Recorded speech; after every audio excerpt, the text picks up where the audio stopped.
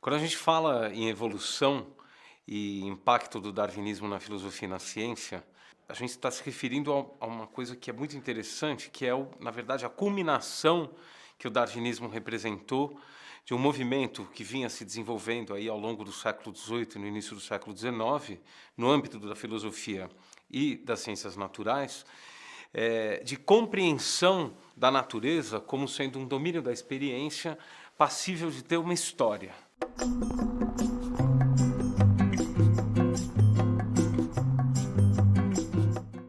Então, quando a gente pensa em história, a história humana, por exemplo, ela é uma coisa que todo mundo entende o que é, né? Então, sucessão dos fatos, os eventos que marcaram as épocas, às vezes até eventos que não pareciam importantes e que se revelaram decisivos, mas a gente tem uma boa noção, né, do que é a história em termos estritamente humanos. Mas quando se fala em história da natureza, a coisa fica muito mais instigante, porque essa ideia de que a natureza possa ter uma história é uma ideia relativamente recente. E quando a gente abre a origem das espécies do Darwin, a gente vê que o que existe ali é a consumação de uma narrativa dessa história da natureza em dois registros complementares, porque o mundo natural ele é feito de seres vivos, que são seres organizados, e ele tem, por assim dizer, um pano de fundo no qual transcorre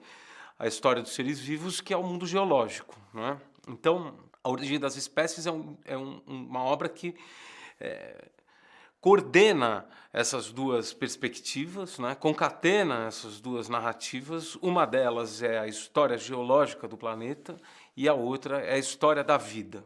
O que o Darwin deixa muito claro é que, em primeiro lugar, a história da vida ela é muito mais antiga do que se supunha até então. Nenhum autor havia sugerido antes do Darwin que a vida poderia ter milhões e milhões de anos no seu encalço, não é? Os seres vivos atuais seriam, portanto, produto de processos de transformação que vêm transcorrendo há milhões e milhões de anos. E, por outro lado, então, a gente tem essa perspectiva que é incrivelmente distante da nossa capacidade de compreender o tempo. E por outro lado, também o que se mostra na Origem das Espécies é que a história da vida ela transcorre em um pano de fundo, como eu disse, que é muito mais antigo do que a própria vida, que é o tempo do tempo geológico, né? E aí você tem que pensar em bilhões de anos e não mais em milhões e milhões. Então você vai ter que pensar em muitos bilhões de anos para poder compreender o que é a história do planeta sem a vida. Então, isso traz alguns problemas, né? Obviamente, do lado da religião, isso põe a questão de que o mundo em que nós vivemos ele não foi feito para ser habitado por nós seres vivos. E também, aí é uma questão complementar, dentre os seres vivos, no conjunto dos seres vivos, o lugar dos seres humanos, da espécie humana, não é um lugar privilegiado. Essa me parece ser a conclusão mais importante que pode ser extraída do livro do Darwin, não é? Que a espécie humana ela não tem direitos privilegiados na natureza, o mundo natural não foi criado para nós, e nós somos, assim como todos os outros seres vivos, o produto de uma história longuíssima, isso é importante, que não terminou. Então é um livro que pode causar um desconforto muito grande no leitor, porque ele sugere, com tintas carregadas até às vezes, que a ideia de que a natureza ela não foi feita para o homem. Isso significa, por um lado, que, diferentemente do que querem certas religiões importantes, né, na vida do ser humano, nós não temos o mundo natural à nossa disposição, nós não temos um controle sobre o mundo natural, pela simples razão de que nós fazemos parte desse mundo. Então, a história da evolução, que é a história da seleção natural, seleção das características propícias a favorecer os indivíduos na luta pelos recursos da sua existência, da sua subsistência, ela mostra que o próprio homem, longe de ser uma criatura privilegiada, está inserido nessa história, né?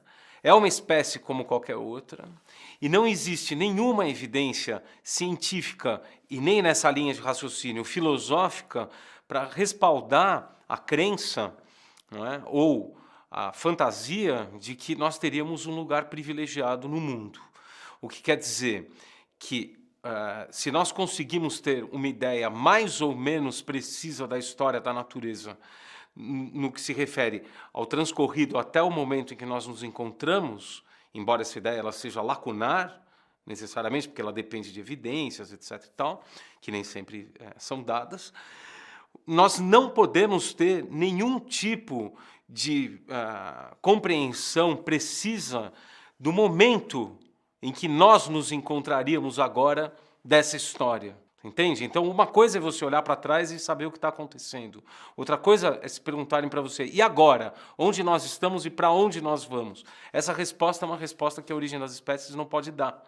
E mais, ela põe uma espécie de interdição à possibilidade de que essa resposta possa ser encontrada.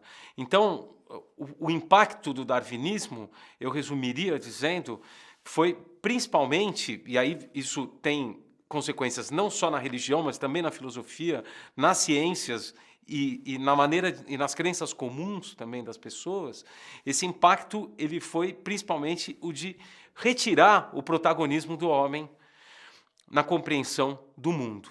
E eu diria até que uma parte dos problemas que nós estamos enfrentando agora, enquanto espécie, vem da nossa obstinação em manter essa crença intacta, apesar de todas as advertências que a ciência darwiniana nos dá contra ela. Então, quer dizer, a gente continua achando que o homem tem um lugar especial, tem um protagonismo, a tal ponto que nós chegamos a imaginar que o destino do planeta estaria nas nossas mãos e nós teríamos meios de controlar os processos climáticos ou naturais que vêm acontecendo com certas medidas determinadas, como se o mundo fosse uma maquininha que a gente fez, uma caixinha que a gente consegue controlar, sem perceber que nós somos parte do problema. Se você se interessa por filosofia, por outros ramos do conhecimento, ou então só por questões que são interessantes, inscreva-se no canal da Casa do Saber.